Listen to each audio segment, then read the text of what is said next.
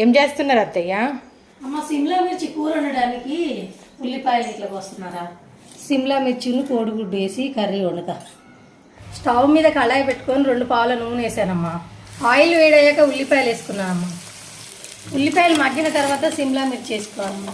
సిమ్లా మిర్చి వేసాక మూత పెట్టుకొని సిమ్లో మగ్గించుకోవాలరా. మా మధ్య మధ్యలో కలుపుతూ ఉండాలరా. నా ముక్క మెత్తబడేదాకా మగ్గించుకోవాలి, ఇంకా టైం పడుతుంది. అల్లం, పసుపు, ఉప్పు. అల్లం పసుపు మగ్గిన తర్వాత కారం మగ్గిందమ్మా. ఇంకా కోడిగుడ్లు కొట్టి పోసుకోవడం. 1 స్పూన్ వాటరు. అడుగు అంత మాడిపోకోకుండా 1 స్పూన్ వేసామంటే సరిపోయింది. కోడిగుడ్లు కొట్టిపోయగానే మూత పెట్టేసుకొని 10 నిమిషాల తర్వాత తీయాలి. కొత్తిమీర వేసుకు, ధనియాల పొడి. అమ్మ అయిందిరా కూర. సిమ్లా మిర్చి కోడిగుడ్డు కర్రీ అయింది. ఇదిగో.